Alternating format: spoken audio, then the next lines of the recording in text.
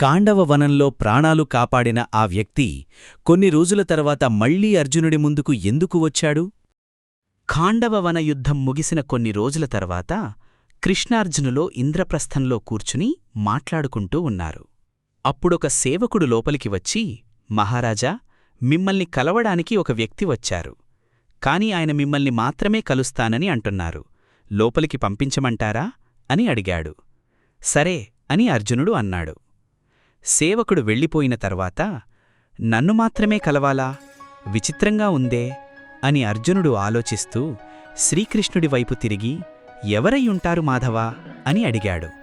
దానికి శ్రీకృష్ణుడు కాసేపు ఆలోచించి, నాకు నిన్ను మళ్లీ చూడాలనిపించి మళ్లీ అటువైపు వచ్చాను, అంతే అని అన్నాడు. అది విన్న అర్జునుడు నవ్వుతూ, కృష్ణా, దొరికాను కదా మళ్ళీ అని అన్నాడు. దానికి శ్రీకృష్ణుడు నవ్వుతూ, నేను కూడా నీతో పాటు ఇక్కడే ఉన్నాను కదా, ఎవరు వచ్చారు నాకెలా తెలుస్తుంది అని అన్నాడు. ఇద్దరూ నవ్వుకుంటుండగా ఆ వ్యక్తి లోపలికి వచ్చాడు. అతడిని చూసిన అర్జునుడు ఆశ్చర్యంగా, దానవులలో గొప్ప శిల్పిగా పేరుగాంచిన మయుడు మీరే కదా అని అడిగాడు. అవును అర్జునా, నేనే ఆ మయుడిని.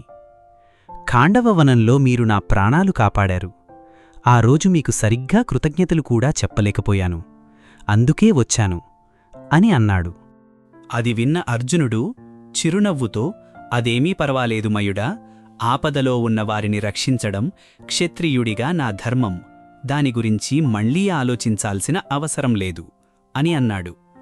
కాని మయుడు వెంటనే, లేదు అర్జునా, మీకు ఏదో ఒక సహాయం చేస్తేగాని నా మనసు కుదుటపడదు అని అన్నాడు. దానికి అర్జునుడు, పర్వాలేదు మయుడా, ఇంత దూరం వచ్చి నన్ను కలిశావు, అదే చాలు అని అన్నాడు. లేదు అర్జునా, మీరు నాకు ఏదైనా పని చెప్పేవరకు నేను ఇక్కడి నుంచి వెళ్ళను అని దృఢంగా అన్నాడు.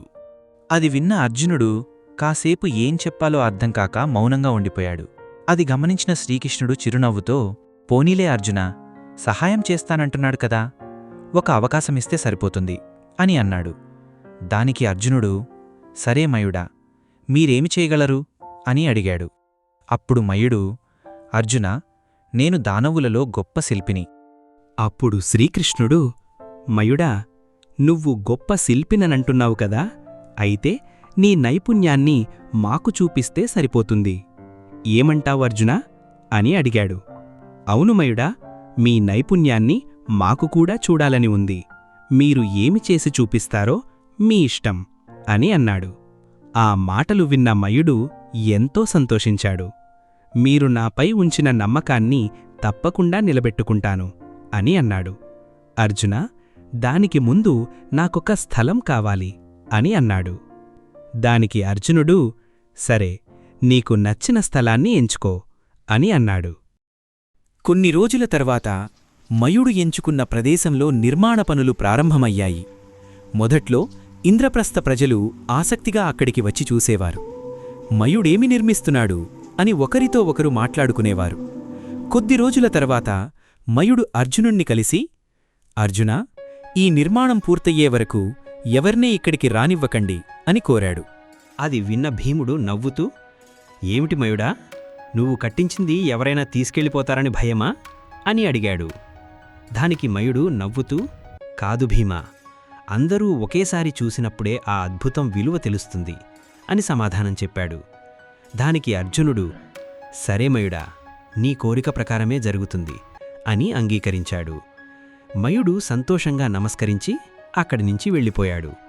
మయుడు వెళ్ళిన తరువాత భీముడు అర్జునుడివైపు తిరిగి, ఇంతలా చెబుతున్నాడంటే నీకోసం బంగారంతో కడుతున్నాడేమో అర్జునా అని నవ్వుతూ అన్నాడు. అది విన్న అర్జునుడు కూడా నవ్వాడు. ఆ తరువాత ఆ నిర్మాణ ప్రదేశం చుట్టూ కఠినమైన భద్రత ఏర్పాటు చేయబడింది. అందువల్ల మయుడు ఏమి నిర్మిస్తున్నాడో తెలుసుకోవడం ఎవరివల్లా కాలేదు. రోజులు గడిచాయి, వారాలు గడిచాయి.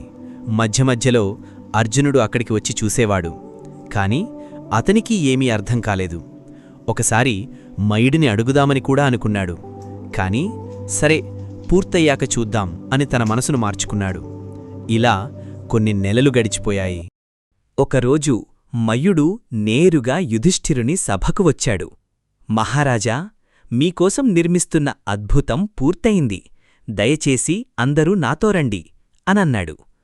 ఆ మాటలు విన్న పాండవులు, శ్రీకృష్ణుడు మయుడి వెంట బయలుదేరారు. కొద్దిసేపటి తర్వాత వారంతా ఆ ప్రదేశానికి చేరుకున్నారు.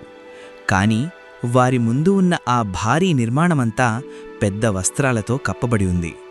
అది చూసిన భీముడు నవ్వుకుంటూ, మయుడా, ఈ గుడ్డను మాకు చూపించడానికే ఇన్ని రోజులు ఇంత కష్టపడ్డావా అని అన్నాడు. అది విన్న మయుడు కూడా చిరునవ్వు నవ్వాడు. కాని ఏమీ మాట్లాడలేదు. ఆ తర్వాత మయుడు అర్జునుడి వైపు తిరిగి, అర్జునా, ఈ అద్భుతం నిర్మించడానికి కారణం మీరే. అందుకే ఈ తాడును మీరే లాగాలి. అది విన్న అర్జునుడు చిరునవ్వుతో సరే. అర్జునుడు తాడును చేతిలో పట్టుకున్నాడు. అక్కడున్న వారందరూ ఉత్కంఠగా చూస్తున్నారు. అర్జునుడు తాడును బలంగా లాగాడు. కాని ఆ మయుడు పాండవుల కోసం నిర్మించిన ఆ అద్భుతం ఏమిటి? దానిని చూడాలని మీకు ఉత్సాహంగా ఉందా? అయితే వచ్చే భాగం వరకు ఆగాల్సిందే.